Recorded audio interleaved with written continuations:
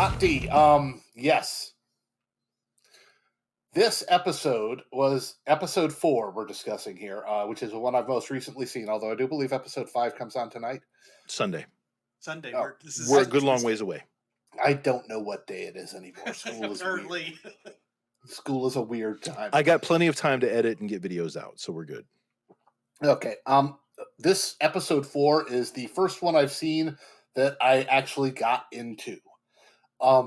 It seems like the first 3 episodes were background and fucking around, and this one is where the plot is finally starting to happen. There's actual things going on, and I'm very excited that I haven't wasted my time entirely. It felt more, I don't know. It felt like things were starting to come to a head, and we're going to actually get some action instead of just setting up. Everything you're saying I'm hearing is kind of like code word for, yeah, they were boning. They totally were boning. I was wondering why you were laughing. It came to a head, and that's just what I'm hearing in my head. I'm sorry. So there were actual like stakes, things meant things, or yeah. The plot started to happen. An actual conflict has evolved. Instead of just hinting at one, and, maybe this is going to happen, and maybe this guy's got some ulterior motives. We're seeing things actually start to happen. And call me a person with a short attention span, but I like my things to happen in episode 1, but I'm glad they're finally, fucking moving. Fine, it's about time. We have already discussed your penchant for Fast and Furious movies and Transformers. So I get what you're saying. Nothing is exploding directly at my face, and I'm annoyed. Action-wise, absolutely nothing really happened in this whole episode, and it was the most riveting and the best, and when the credits rolled, it's like, fuck, I gotta wait a week to see the next episode, which was the first time since the series has been on that I felt like that. Good job. Do you think Daemon went just the tip? Yeah, we were wondering that. Did he actually, was there penetration, or was he just... I'm thinking he just the tipped it. That's the topic I wanted to ask about, is when you look at previously, he had a scene with his white worm whore Massaria where he couldn't get it up for whatever reason and had to stop because people were watching, or he was, I don't know. But my question is, did Daemon stop because he decided in his head that it's wrong and he shouldn't be doing it? Or did he stop because she actually started kind of taking the role of the aggressor and he just can't deal with it that way and he always has to be the aggressor? Or why did he stop? When you were watching it, what naturally occurred in your head as what was happening? Because I've heard different takes. I assumed he stopped because he was in the moment for a minute and then said, wait a second, this is my fucking niece. Yeah, that was my take. Okay, step back. I know I've had a lot to drink and she wants it. She wants it, but you got to step back on this one. That's too weird, even for a Targaryen. That was my take as well. Andrew, what'd you get? Well, when she wasn't facing him, I thought they were already doing it. You thought it was the tip.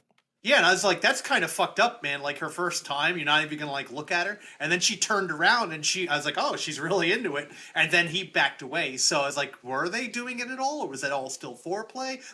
They were being subtle about it, which I appreciate, but they were so subtle, I don't know what the fuck was going on. Not that we need to know what's going on. The other thing, I love that felt so uncomfortable. As they're watching this, I feel like I shouldn't be watching this. This is, gross. And that was definitely missing in the first television series, because you had brother and sister getting it on, and you had Daenerys and Jon getting it on when they were also aunt and nephew. But they didn't really make it feel gross, did they? No, it was hot, and you're like, oh, it's fine that they're all getting together. And then you see this, and you're like, oh, I feel dirty. I shouldn't be watching this. This is wrong. Daenerys and Jon, they made to feel like a natural thing. Like they were shipped. Yeah. Yeah. All the fans were shipping them for the longest time. And they're finally getting squee. Like that this is so fucked up. It should be fucked up. By presenting the story, they're doing it much better this time. So to summarize on the tip, no tip spectrum, Andrew, you were still kind of mystified. You're taking I can't tell, yeah, and I don't think I want to know, really. I'm thinking it was a just the tip situation. Those pants were down. I have heard different takes from a bunch of people on the internet where some people see it completely one way, some people see it completely another. And I'm kind of interested by what people's takes are. So that's interesting. I like the fact that they're taking Daemon And like if you read Fire and Blood, it's basically laid out where Daemon instigates, grooms, pursues, gets, corrupts. He's like this nefarious bad guy. Where in this one, I think they make him pull back because he knows it's wrong. I don't think he had any intention of doing that when he brought her there. He was, more like being Big Brother, which I But know when you're then- Targaryen. But then when Viserys is beating him up and fucking with him, he doesn't even want to defend himself because he's too busy being like Mr. Edgelord, trying to get attention from his brother kind of thing, where he's not like jumping to the head of the class to defend himself. He'd rather be, little Johnny fucking Edgelord. He was also severely hungover. He also proposed to his brother that he should marry her. So, is this part of his plot? Or was he just doing that because he seemed like the best way out of the situation? That's a good question. I don't think he has a plot because, again, I fall back on a statement I made weeks ago where I don't think he wants to be the king. I don't think he has like evil, cunning designs. He's not like Otto Hightower where he has this big laid out plan to become the king. What the fuck would he do as the king? He'd have to. If Rhaenyra was queen, he would be basically Mr. Queen. He could still do whatever the hell he wanted and just have the position of power. And have the respect that he craves. Yeah, and it would just dump all the actual job and office responsibilities on her since she's the named successor anyway. I think he was taken off guard by that whole situation, and yet he realized that I don't know. I don't know. It's weird. He's conflicted. Nobody's white, nobody's black, everybody's gray. Good. That's why it's good. That's why we liked Game of Thrones at the start anyway, because there were good people doing shitty things sometimes, and there were shitty people doing noble things sometimes. Yeah, and now I'm into it. So, all right.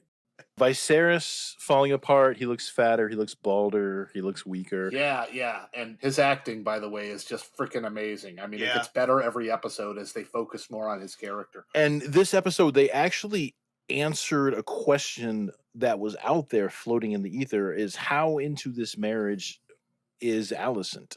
How much of it is her doing her duty by her father? Because, you're commanded by either your father or your husband back then. You got to go do it. So she was working for her father at first. And then episode 3, Alicent kind of was commanded by Otto to go do something. And instead she did something else. She actually, saw to her husband and was more of like a nice wifely person, companion. So, they kind of like hinted last time that she's not 100% on board with this nefarious Hightower plot. But then this episode, he's kind of, I don't know, showing the plight of women where he's not an outright corpse at this point, but Viserys is, this rotting old man who's pumping away on her. I take it this way, that she's not a terribly evil, scheming kind of person like her father is. But, much like her father, she would like to see her child on the throne instead of Rhaenyra's. So she's kind of going along with him for that. That's kind of a biological imperative. You want to fight for the best position for your children. That's just a thing that everything should be doing. Yeah, and so that's why she's sort of semi-reluctantly going along with her dad's nefarious scheming. Because she can't really get, out from under that, the... Literally, she can't get out from under. Oh, Viserys. What may have seemed like a really good idea when she was 16, and now that she's the wife to this man who is father to her child, maybe she's caught a little feeling. 2 kids at this point. Yeah, that's true. A year jump between episode 3 and episode 4. She enjoys all the other stuff. I think it's just the sex and on the beck and call of the king. I liked how they had a little on the bench bonding moment between Rhaenyra and Alicent where they kind of got back together a little bit after like years of kind of, dislike and silence. They actually had kind of like But Alicent saying that she doesn't have any friends, she's the fucking queen. She would be surrounded by people who, and ultimately, not real friends though. I know, maybe it's a very vapid kind of friendship, but it's not like she doesn't have anything to do. She's, she's the queen. Yeah, but Rhaenyra was her one true friend when they were kids. At least the way they did it in the show. You said that in the books it's not. In the books, they were like 9 years apart, and it was more of a mothery, daughtery kind of thing. But still, who else could possibly be her equal? And when they were on the bench, Andrew, were you still thinking they were going to be lesbos? No. I think right after the first episode, I had heard something online that they were just friends. I'm like, oh, okay, good. Okay. He looked up a bunch of stuff on YouTube. No, I heard it. I happened to hear it in passing, and then I was like, oh, good, I can relax because I respect research like that. Rob's whole Rob's purist must not be spoiled thing. That's kind of a hard line for me to follow. I get too curious and have to go. You look up this stuff after the show is over to see how close they stuck to the actual lore. But while the show is going on, I want to see what their vision is of the show. It's all how you present it. Like I always saw, like in Lord of the Rings, like Frodo and Sam they're just buds, just a bromance. They were so gay for each other. They left it up to interpretation. I don't like you disparaging Sam like that. Sam comes into the room and just gives him the gayest look you've ever seen.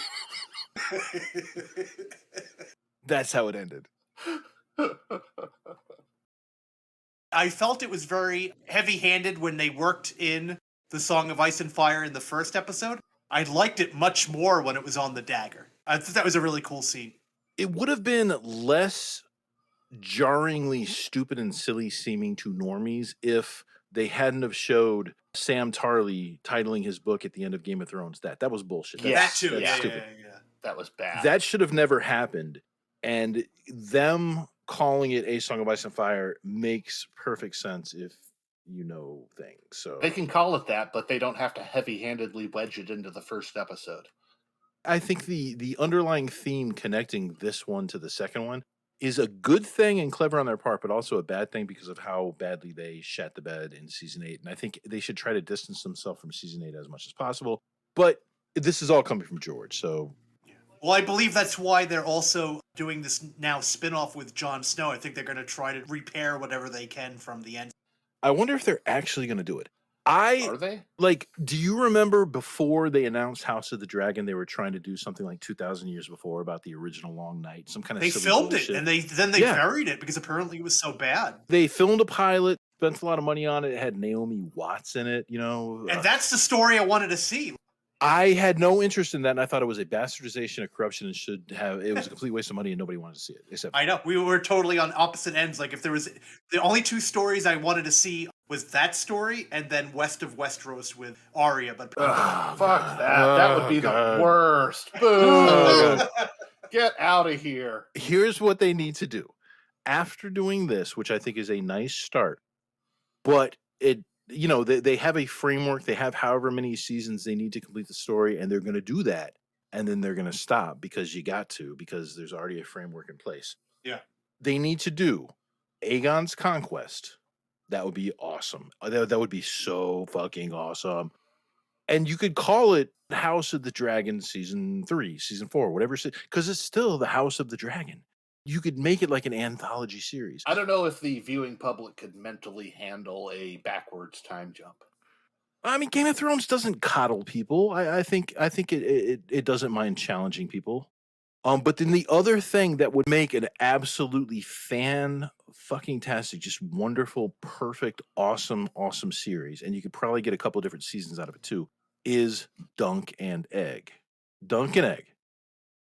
And have y'all not read the comics of Dunk and Egg short stories? No, we haven't. It would be the best thing ever. And it would get into so much awesome lore. And it's not disconnected by 300 years from the events of Game of Thrones. It's one of the things they're considering doing, actually. I think it's in I know. That's one of the things they have storyboarded out. But, production hell, you don't know if well, they've got to hunt for characters they can gender swap. You got off on your tangent. Let me finish my thought about Arya. She was my favorite character. Oh, that was a bad thought, dude. That was like 4 tangents ago. That was... She was my favorite character up until she killed the Night King, because story-wise it was really building for Jon. Although it's predictable, it was obviously supposed to be Jon to kill the Night King. And in the books, I know that the Night King is not like the big thing he's in the show. There's no Night King. At least Yeah. There's a person named the Night King that existed a few hundred years ago, but there is no, at least not yet, a Night King. So maybe that's what they're going to do to like bring the story back around, is when Jon gets up north there, they're going to find that there's like other stuff going on. Something we've seen before. Woo! I think anything they do beyond Game of Thrones in the future is going to be a waste of my time. I just don't give a shit what Jon Snow does after. If they say we're going to take the shitty things that happened in season 8 and build on that, That's like The Rise of Skywalker. That's like the Rian Johnson's movie. That's like I don't acknowledge season 8 happened. That didn't happen. And people who try to like build off of that are building on a foundation of shit. And you know what you do? You sink into shit if you try to build on it. Is that an elf proverb? That is. Shit looks down, whereas ladders look to the sky. So if you try to put a ladder, and also, you know, Kit Harington, I've seen him on Saturday Night Live. I've seen him trying to play Dane Whitman in The Eternals. I don't really care. I like him as Jon Snow, but sadly, dude, you're not really that good of an actor otherwise. So I think he's not that good of an actor other than as Jon Snow. I don't want it. She's my queen. She's my queen. I thought it was awesome when Rhaenyra was getting like down, and I was hoping she'd like pop a titty out, but she did not. So Shot for shot, it was a reenactment of the sex scene from Terminator. what? Yeah. Yeah, we saw some Linda Hamilton boob in that one. They didn't show him putting his hands on her boobs, but that's like every other shot was like from the Terminator making scene. Number one, I'm going to call bullshit until I can verify this. Number two, the fact that you know, like the blocking of any given 80s That is the best bone love scene. making scenes in a movie. You don't. And wait a second, Watch it Matt. off- And wait a second, Matt. You're the guy who knows when and where every single human being on Earth Yeah. has ever been naked. Yeah, but I don't know like the weird blocking. It's a love story because the whole time he's looking at the photo, he's thinking about what she was thinking about. And when she was thinking about him when the picture was taken, so it's a love story. Yeah, we all get it. That's We've great. all seen Terminator. We've all seen Terminator. We get it. I'm talking about the physical blocking of the scene that you know it well enough where you're able to say, hey, this strikes a chord in my memory. This is just like that. That's weird. How worn out is that section of your VHS tape? It was quite destroyed. Ew. Because it just wore through till it just was static. Yeah, once again, ew. That does not retract the power and strength of my ew. What about this? I'm going to come at it from a very woke perspective here. Thank God somebody is. I know. It's about time. Thank God, yeah. Let's get down to the brass tacks here. Kristen Cole was in a power hole, a power ditch, the power dynamic between the friggin' heir to the goddamn throne and one of her Kingsguard knights standing outside her door. He did not have the power to say no. Even if he wanted to say no, he probably didn't. Oh, he sure as hell did not want to say no. That was so wrong what she did. He'd been wanting to tap that ass for years. She couldn't physically force him to do it, so he could have just left. I bet she could have. No, you can't leave when the boss wants to do that. That's true. She could The have had power a few. dynamic. Yeah, he is a victim of sexual harassment. You are correct in that. Well, they're all British, so you got to say harassed, not harassed. But and what's also worse is he broke his bond because he's supposed to be chaste. Yeah. So he has no honor, so he deserves to be beheaded. Are they supposed to be chaste, or are they supposed to just not Yes, get they married? mentioned it. You who love this show and tell me I don't get any subtext, they've said it about 6 times in this show. I never once heard that. They're not supposed to have. Or maybe I'm thinking of the Jedi. That's the whole point, because you want someone who's chaste guarding a princess or a queen, because then you know they're not going to do anything. This is why the Arabs used eunuchs. I know. That would have been funny if Kristen Cole's a eunuch, because she spent like 20 minutes taking that armor off, and then it would have been like, oh goddamn. So yeah, the power dynamic. She basically raped him. That poor bastard. We need to get him into a support group. It's such a hard life. That's like when you hear the stories about the kids getting seduced by their female teachers, and you're like, yeah, that's terrible. Well, they suffer in ways that you don't understand unless you've been there. And here's how. Rotator cuff damage from all the high fives they get. And that can really wear away at the skin of your hand. I know. Yeah. Every guy they meet from then on for like the next 10 years is like dying to high five the shit out of you. So it's like tennis elbow. It builds up over time. It's a degenerative condition. Technically, you're right, but he could have also left. Like, she's 1/3 his size. So, like, he could have just pushed her out of the way and left. Yeah, but I mean, you could say that about any woman boss physical dynamics. I mean, I'm going to get Michael Crichton on your ass and talk about what was that Demi Moore Michael Douglas movie that was based off the book that he did? It was called diss something. I don't know. Improper. No, not that Puzzles? one. The other one. Michael Douglas, Demi Moore, Michael Crichton.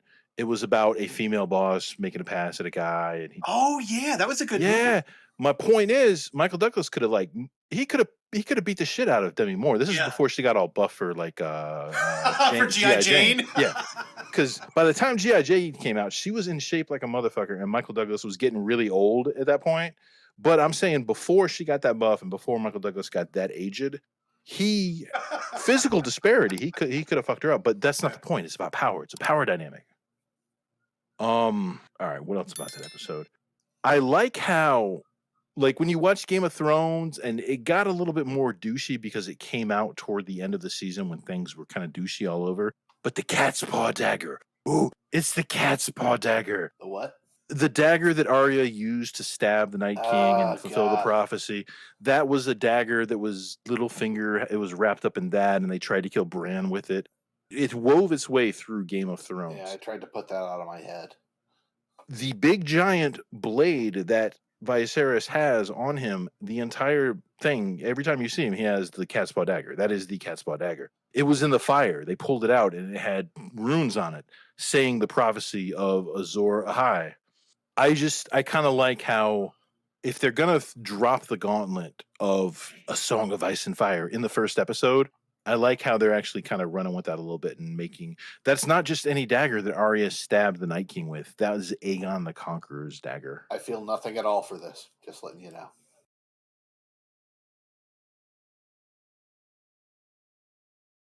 What do y'all think the big thing? Because I don't know what the big thing is going to be. I have no idea what the showrunner's framework is.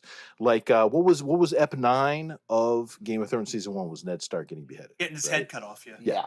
My prediction on this one is going to be Hightower aligning with Driftwood Throne guy, and the two of them are going to launch a palace insurrection, turning Rhaenyra into a fugitive who has to flee on her dragon, and maybe goes and hides out with her uncle for a while, and then things are all weird between them. But you think shit's definitely going to blow up by the end of season 1. That's good. I think someone's going to show up on that ancient dragon that they can't keep in the pit because it's too big. That's true. They did mention a super dragon, and if there's a super dragon out there, you got to bring a super dragon in. And that dragon better fucking blow apart walls with its flame. If I told you who ends up riding that dragon, y'all be really surprised. Oh, see, now you've told us the super dragon's going to show. Oh, now we know the super dragon's going to show up. You dick. God damn it. I'm kidding. I'm not watching the rest of this show. I don't even know what you're talking about when you're talking about a super dragon. I have no idea what you're talking about. The one that's the second the oldest dead one dragon. with the skull? No, there's another one the they second mentioned oldest one. offhand in the first episode. That's too big to be in the dragon pit. No, you're right. That is a dragon that is not from Valyria like Balerion was, but it's almost as old. One of the dragons that was involved in Aegon's conquest. One of Aegon's two sister wives was riding. Is it Vhagar? It is Vhagar. And Vhagar is still around. And we know about Vhagar because little 8-year-old girl was asking Viserys about him. Something like that. When they were on their date and doing their walkabout, she actually was expressing interest in Vhagar and dragons in general. Correct? Maybe. Sure. Y'all were too busy just being horrified that he was on a date with an 8-year-old. Yeah. That's fair. That's fair. I was actually thinking how well-spoken she was for her age. After Balerion the Black Dread died, Vhagar is now the Mac Daddy dragon. So, yeah, okay. I know what y'all are talking about when you say that dragon. Yeah, so somewhere out there is a super dragon, so we got to have a super dragon show. I mean, that's going to happen. You can't just mention a super dragon and then just not have a show. Isn't that the dragon that melted Harrenhal? No, the skull in the basement. Oh, that one. Okay. Yeah. Yeah, see, you already know what's going to happen, or at least, book-wise. I don't know when they're going to choose to end the season. I don't know what they're going to elevate to a cliffhanger. Am I cold or warm? I think you're cold as fuck. Wow, okay. Let's leave it at that, because I don't want to know. I want to. Okay, I won't say anything. At any point, will we get to see him actually seated upon his driftwood throne? You know what they do is they have a mid-episode break and they have a Soul Glow commercial, and he leans forward and you see like the Soul Glow on the back of the driftwood throne.